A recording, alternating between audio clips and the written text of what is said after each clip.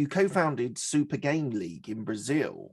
So this is really interesting. So it was a gaming league that you created in Brazil. What was, obviously you're a gamer, but what was the inspiration behind that? Yeah, so in 2004, I participated in the World Cyber Games. They had this is the old school, let's call it video game Olympics. Right. And they had an event in Brazil and they had qualifiers. I kind of just stumbled upon this qualifier, I went to it, and I qualified for nationals. And I never made it to the world finals, but I was just always so interested in the mix about gaming and all the stuff. And at some point, I was invited to go to the world championships to be what they call it, an arbiter, a referee. And so I went there and I saw Brazilians competing at the highest level. And I was like, man, why aren't we winning these gold medals? I want my countrymen to win. And so when I left Italy, the World Cyber Games that year was in Monza and in Italy on the racetrack, which is Oh, really amazing. cool. Yeah, Yeah, it cool. was really cool, man. I flew back. I had this in my mind. I was like, man, we have to have a league in Brazil. We have to have a league in Brazil. We have to have people competing at a high level on a consistent basis, winning money, being in front of crowds, being in front of like this high pressure situation, Mhm. so that when they get to the World Cyber Games, they can win. And so I went back to Brazil. I talked to some more people, got some funding, bought a website, built that up, and then eventually sold it. But it's really interesting. Like now, gaming is a huge mega business. Millionaires are made at 17 years old or 16 years old, where kids are playing all sorts of games and being. Could you have foreseen that when you were doing it? Did you think it was going to be a massive industry? Yes, we definitely saw it was going to be huge, but we didn't know how we could be part of it.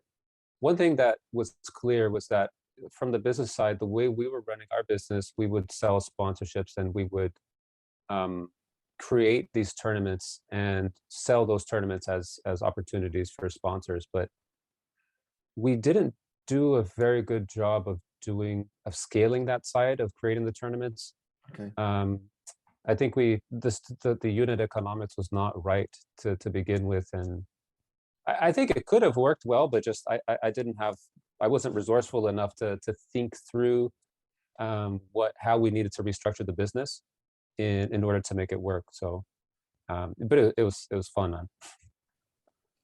That sounds brilliant.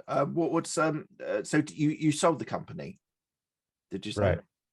How was that selling a company? Because I virtually everyone that I hear who I've interviewed and spoken to who have sold a business, especially the first one, is a bit of a car crash, to be honest. It's quite difficult. You don't always get the best deal that you could have got.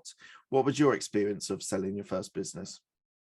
That was pretty accurate right there, that description. Car crash, headaches.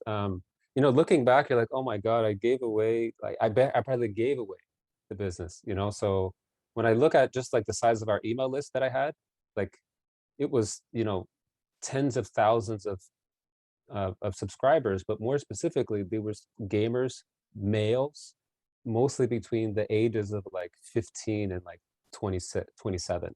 Mm. So, if I had access to a list like that today, ah, like if I understood what I had back then, I would have, oh man, I would have done something different. What would you have done differently? Sold it for more money, or would you have structured it differently? The exit, how would have you done it differently now? What you know now? Oh, I would have done. So at the very beginning, I would have taken a more regional approach to the model. So the model that I adopted, the business model, was something that was working in the US and in Europe. And I tried essentially just to copy and to rebrand things and to do them in Brazil. Yeah. Whereas the better thing would have been to take a more deeper look at what were really the games, what was the infrastructure like in Brazil, because there was opportunity, but I didn't look for it because I was, again, focused on copying instead of focusing on my consumer and focusing on, okay, how can we get more games, more tournaments to them. So that's the most important thing that I would have done differently. And then after that, I would have not given away so much prize money. So that was something that was super expensive, and we gave away too much prize money at the beginning. We thought that it would attract a lot of viewers, and we built like a huge tournament, like one of our Dota tournaments, for example. We had 1,500 players in our tournament, which at the time was like the largest tournament in all of Latin America, probably in the world at the time for Dota. And we gave a lot of prize money, and that tournament was worth it. We had sponsors and sponsorship and prizes and stuff. But for our other smaller weekly tournaments, I definitely would have scaled back on our prizes. So and then the exit too. The exit would have been way more structured and probably wouldn't even have sold it. I was just about to say, do you regret, or like, do you feel that you could have kept that business and kept it running, and perhaps even spread to other areas? For sure, I don't feel regret, but I do. When you talk about if I were to stop and think about it, I definitely feel like, man, I really let that one go. You know, that was a really big opportunity, and that one kind of slipped through my fingers. So It's your first business, or one of your first businesses.